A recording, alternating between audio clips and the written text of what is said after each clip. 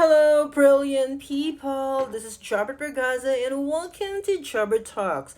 In tonight's video, another second video ito ha, because I'm done already with my dinner, and ngayon is nagugupit-gupit ako ng something na gagamitin ko sa aking klase tomorrow and the rest of the day sa linggong ito.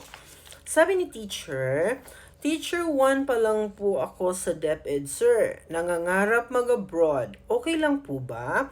Yes, of course. Actually, yan ang posisyon talaga na iniwanan ko sa Philippines. Teacher 1 din po ako nung nakapag-desisyon akong mag-resign talaga at pumunta dito.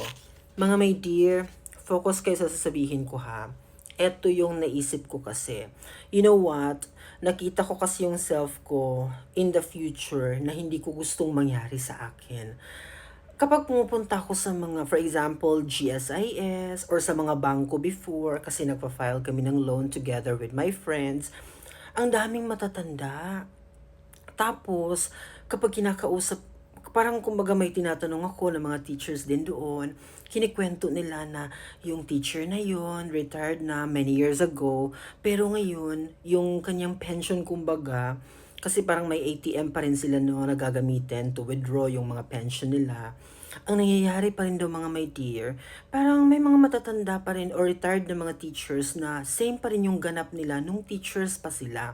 Alam mo yun, to some extent na napeprenda pa nila yung kanilang mga ATM. So, kumbaga, utang pa rin mga my dear, left and right. Yun talaga ang isang bagay na nag-udyok talaga sa akin para iwanan ang DepEd. Kasi ayoko makita yung sarili ko na tatanda ako, left and right ang loan, walang katapusan kasi meron tayong opportunity gawin ito. So, paulit-ulit natin yung gawin. Isa talaga yan sa mga rason. Ang dami kasi eh. Pero isa talaga yan sa pinakamalaking rason kung bakit gusto kong iwanan ang Department of Education. Kaya habang maaga pa mga my dear, ayan, Teacher 1 ka pala ngayon.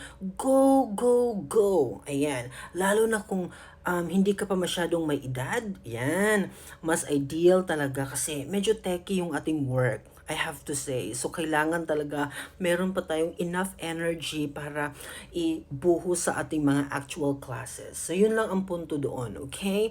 But, hindi limited, of course, kung may edad ka na, pero may kapangyarihan ka pa, magaling ka pa sa computer, technology, and everything else, then you can also try. Bye-bye!